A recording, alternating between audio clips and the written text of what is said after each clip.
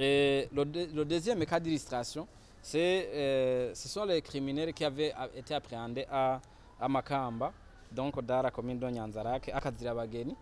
Donc, c'était au mois de mars, lorsqu'un groupe de cette personnes avait été démantelé et ce type physique qu'ils utilisaient, c'est dit, ils ont été appréhendés en deux phases. Premièrement, on avait appréhendé un groupe de 4 avec 4 fusils. Et deuxièmement, on avait appréhendé un groupe de 3 personnes avec 3 fusils. Alors, c'est ce deuxième groupe qui a été dernièrement libéré par la cour d'appel de Bururi. Curieusement,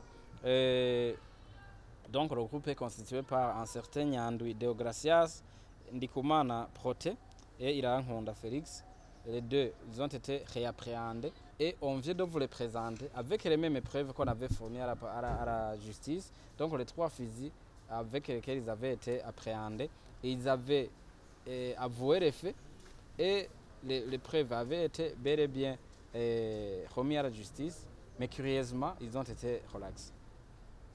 Un troisième cas d'illustration, c'est le cas d'un certain, c'est le cas de Moussaga.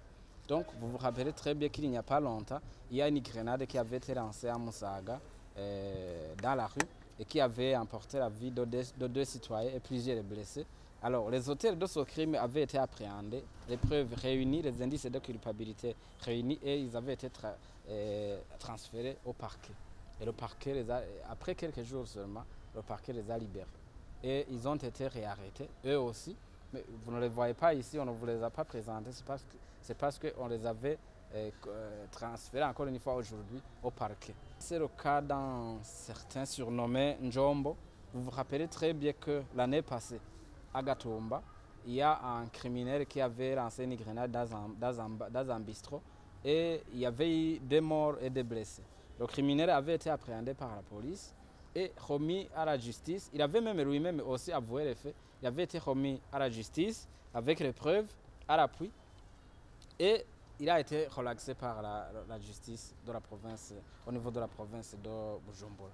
Et c'est la même personne, après être libérée, qui est partie former un autre groupe de criminels qui avait commis beaucoup de crimes, des forfaits dans la plaine de l'Ouest, donc dans les provinces de Bubanza, mais aussi dans les localités de Gihanga, mais aussi tout près de la frontière avec la République démocratique du Congo. Le 5e cas d'illustration, c'est le cas du vol qui a été commis dernièrement à la poste, ici au siège à Bujumbura.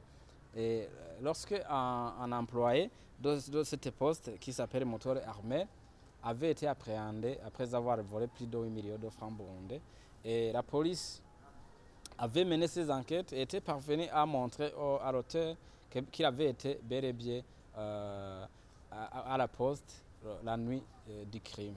Et il avait accepté les faits. Et puis il était même parti montrer où il avait caché cet argent. L'argent avait été remis à la poste, le dossier avait été confectionné et il avait été transmis au parquet avec l'auteur. Il n'y a pas, je pense qu'après 2 ou 3 jours, il a été relaxé par le parquet. Et même maintenant, il s'est caché.